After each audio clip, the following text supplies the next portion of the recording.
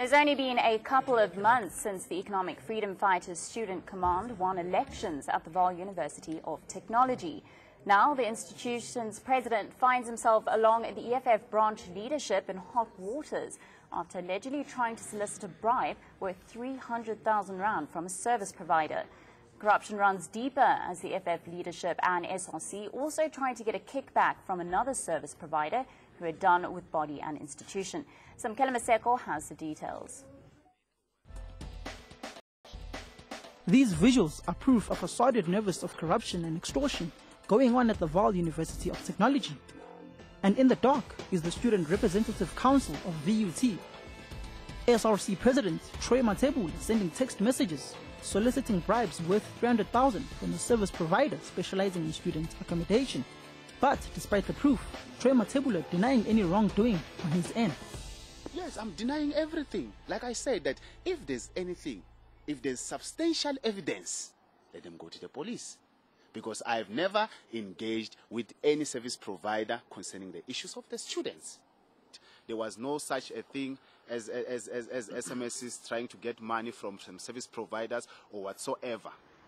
This top-notch academia student village is the one from which the VUT SRC president, along with the EFF student body, tried to solicit the 300,000 rands bribe from. The owner of the building, Mr. Jube, refused to speak to ANN7, claiming an internal investigation is underway. The whistleblower, Mbongumusa Msimango, was subsequently removed as the Secretary General of the SRC after exposing the corrupt president, saying that now students are denied A-class accommodation at the expense of kickbacks. Came with a letter in a meeting whereby the management called a meeting to all the SRC members. He came with the letter, which the technicalities of that letter, they were very invalid because he's the only person who wrote that letter, and he didn't even inform me as the chief administrator of the SRC. But that is just the tip of the iceberg. In another incident, the SRC and the EFF Student Command branch threatened to cut off another university service provider if it did not pay them the kickbacks they demanded. So what are you talking about? All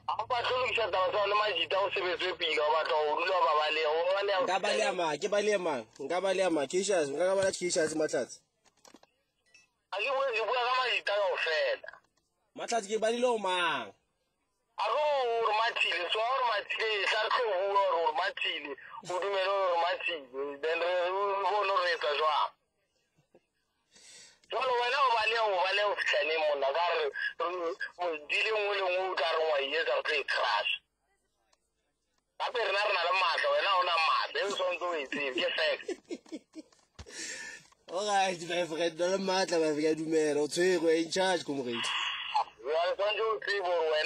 Everything you got on use. But like you can use a 12 of Felarnamo, I favor Timo or cutting out. And then at the end of the day, go reflect. I'm over to one of Fela as if we're not to pay. And when I can't help out, Uramuna, Ugaramata, and sort of what more irrefutable period? The shameful saga only underlying the corruption that seems to have seeped into student politics. Future leaders of this nation threatening and extorting monies from service providers of the institution led by the EFF Student Command branch leaders. Hendrick Makaneta, ANN7, Johannesburg. And now joining us live in studio to talk to us a bit more is Hendrick Makaneta, Director of Media and Alumni Affairs of the Higher Education Transformation Network, as well as our reporter, Hendrick Makaneta.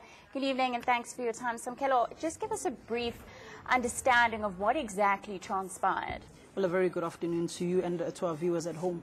Yes, we did receive reports of allegations of bribery currently going on at the Vaal University of Technology, being executed by the SRC President Troy Matebula along with the EFF Student Command branch leadership led by their branch chairperson Cashiers and their branch Secretary General.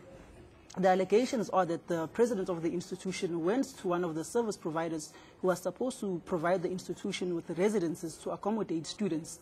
They were demanding a bribery of 300,000 rands in order to give him the contract to get that his building into the student system, whilst also demanding 10,000 rands for each student command branch leader in order to be able to exercise and to advocate for his building to be brought into the institution.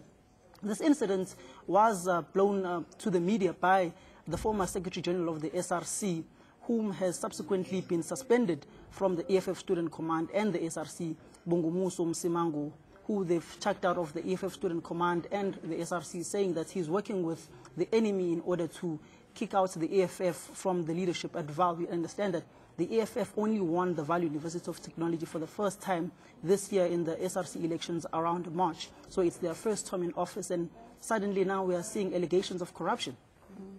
Mr. Makaneta, let's come to you as well. As the department as well, you perhaps can give us a clearer sense of how things should be happening at the various institutions of higher education. How common is it that the student representative body is involved in tenders for accommodation for students? Is it a common thing, or is this rather bizarre? Well, it is quite common for student leaders to influence processes that lead to the appointment of contractors within the universities from time to time. You know, it has been happening for quite some time. If you look at the University of Pretoria, the Northwest, generally all universities, whereby students will have a chance to sometimes, you know, speak with, you know, whoever, or make recommendations, especially those who sit in the university councils. Or transformation forums. It's quite common for students to be actively involved in the processes of universities. But it seems these students are rather very, very actively involved, to the point at which they are asking for bribes. These elements of corruption are rather worrying. Yes, you see, as the network, the Higher Education Transformation Network, we are quite concerned with the developments at the VAL University of Technology. We are really worried that you know, the EFF has decided to see an opportunity. We thought that they were there to serve the students, but it appears as if they want to follow on the footsteps of their leader, who has been involved in quite a number of you know, irregularities, especially in the Limpopo government. It seems that it runs in the family. Students have learned really from their leader. And we are saying that we want the law to really take its course. We can't allow our universities to be privatized by students. We can't allow a situation whereby students are going to solicit bribes from contractors. We think that the law must take its course, and we are also concerned that management did not act immediately. It appears that after pressure from the South African Students' Congress, now we see management trying to act. Samgele, what has been the response from management here? Because I imagine that through the processes of people bidding for a particular tender, students would be involved. They would know about this as well. But is management from VUT involved in this? Well, Sebenzile, speaking to the South African Students' Congress and the PYA at large, you understand it's SASCO, YCL, and ANC Youth League, they were literally saying that, yes, they do suspect that certain members of the university management are involved in these tender irregularities. And they're also saying that the way that the management of the institution, specifically the former SG of the SRC, is saying that the management of the institution did not act immediately to these allegations. They kept sweeping them under the carpet and not dealing with them immediately, kept postponing. And now the Dean of Students, or who's in charge of the SRC, is on leave. I even tried speaking to certain people in management at VAL University of Technology. They were literally saying, send us a letter of request in order to speak to us or to speak to the SRC or SRC members, literally trying to run away from speaking on the topic. Mr. Makaneta, what does this do to, I suppose, the perception that we all have that students are there to study? And sure, there are a number of issues that students struggle with, be it paying fees, accessing accommodation. But here we are now in very, very murky waters where I imagine many South Africans wouldn't want students focusing on the politics and corrupt and criminal activities at that, but rather on their studies. What will the department do about this?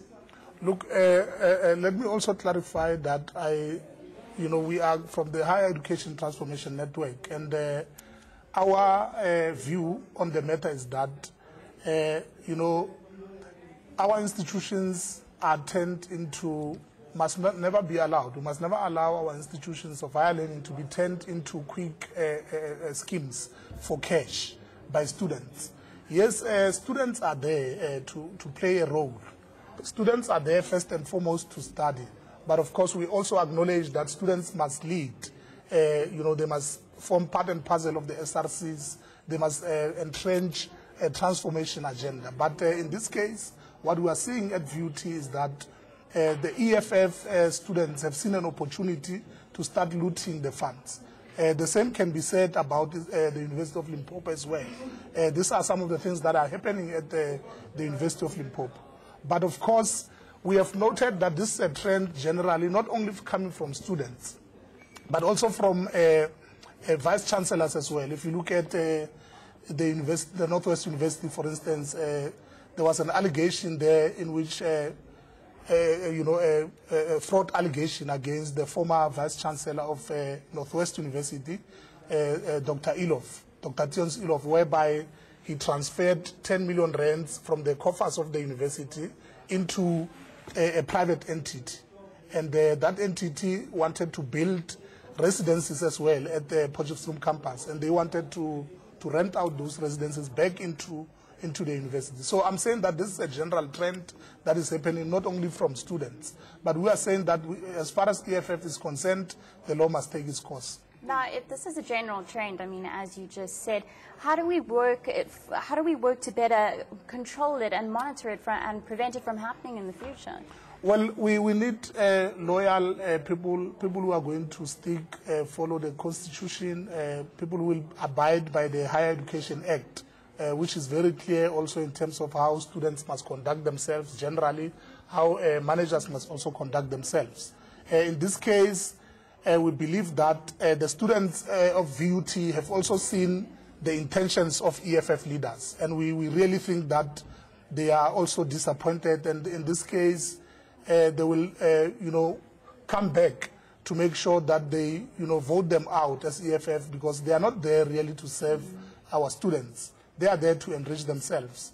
And we hope that perhaps in the near future we'll see better leaders coming and, managing processes in a very good way, particularly from SASCO and the Progressive Youth Alliance, because those are people that can be trusted. They've got a good track record of ensuring that they look after the interests of students, and they are not as corrupt as the EFF leaders that we see emerging. We now have a caller on the line, Smith from Johannesburg. Good evening, Smith. What are your thoughts? Hello, ma'am. Good evening, Smith. What are your thoughts? Yeah, I'm having a problem with EFF in the way that they're collecting monies around, They come to our area and ask all the shop owners to give 100 rand. They're asking the community to give 10 rand each. It's just not acceptable. Can you hear me? Yes, continue, Smith. Did you hear what I said? Yes, Smith, we did hear what you said. Thank you very much for your call, Smith. Do you have any possible responses to what the caller has just said? Well, it is very clear that the caller is concerned about the high level of corruption that the EFF is embarking upon, not only in the country, in parliament, but also in our institutions of higher learning, where it has manifested itself. And we really think that the people of this country are beginning to see as well, including those who have voted the EFF into power. They can see that all along, they are starting to see that these people were not there really to serve. Well, if I may, Mr. Makaneta, because this may quickly turn into an EFF bashing session. A moment ago, you said that these incidents are rife. You've seen them in other institutions as well, where perhaps the EFF doesn't have a presence, or they're not the party which leads the SRC of those institutions. So other bodies should also be held to account. What about those cases? How much has been squandered there, and what has the department done about those people? Well, in this case, a fraud case has been opened in the Northwest University, for instance, against the Vice-Chancellor. And of course, there was a forensic investigation. I think that a forensic report will be issued very soon. Something has been done in as far as Northwest University is concerned.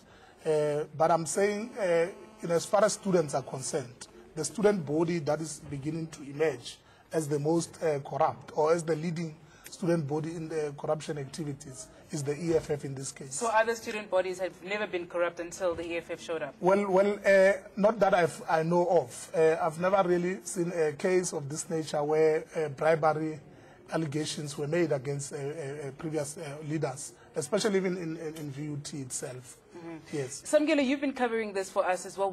Any word from the EFF mother body? We spoke to the EFF Student Command leadership, the national leadership. You understand they've just held a congress about a month ago at Tafluop. They were literally saying that we can speak to the branch leadership. They were not saying anything about the allegations of bribery. They were very mum on that. They just said, speak to the branch leadership. They'll be willing to exchange what it truly inspired during these allegations, but also just to give some more insights, these allegations of student corruption within student bodies is not just in the EFF. It's across all student formations. A couple of years ago, it happened at the Durban University of Technology. I think it was in 2013. The SRC at duty ended up being expelled from the institution. The president, the entire collective had to be removed due to allegations of corruption, and those were SASCO people. So it's not just in the student command, it's across student bodies. Even the minister himself, Bladen Zemande, has said corruption within student representative councils and student bodies in universities is rife, and it needs to be rooted out. Mm-hmm. We have a caller, Samgela. Let me just interject there. Kamogele is calling us from VUT. Kamogele, thank you for your call this evening. What are your thoughts? My concern is the fact that students are being blocked. Students cannot register now at VUT, and our own SRC is lootering money from service providers. What do you mean students have been blocked? How long has this been going on for, Kamogelo? This has started this semester due to the fact that they can't register because of financial exclusion. So I'm really embarrassed to see this, that our SRC is so corrupt to the fact that it's even on national TV. Did you vote for the EFF during elections on campus, Kamogelo? I did not vote for EFF because I never had confidence in them. And then the other parties represented on your campus at that, what were they offering? SASCO is one of the best organization parties in our campus. It has been supportive throughout these years, the 8 years that they've been leading. So all of this that's happening is happening under the leadership of EFF. Kamogelo, thank you very much for sharing your story. We're also joined by Teddy Manyuha, who's joining us live as well, former Secretary General SRC at VUT. Teddy, thank you very much for your time this evening on Prime. This, of course, is your alma mater. What do you make of the situation there right now, and what were some of the challenges, perhaps, or the allegations that you may have faced as SRC? Were these issues of corruptions there? Thank you for welcoming me. We were having so many challenges in the office since the first day that we were in the office, whereby the branch leadership, their main purpose, it was to overrun our programs in the office.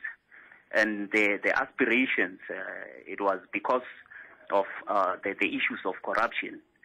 And such things, they pained me a lot because they didn't represent what the organization, what the movement is all about. The movement is all about preserving and shying away from corruption. And as we are speaking now, they influenced the president to partake in the corruption stance. And today he has been sending service providers messages of demanding amounts, and those demands, they are actually countering what the students actually want. The students, they were wanting to move to a more conducive environment whereby they can be able to access the university resources whenever they want to. But the president countered their grievances by writing a letter to the university saying that students, they cannot move to that conducive environment because the university must be able to save funds for the students to come back and register this semester. And in my surprise, as I'm speaking now, there are no students who are supported financially by the institution to register.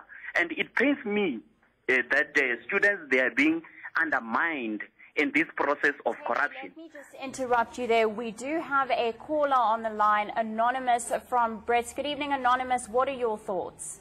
Good evening. My concern in this matter, is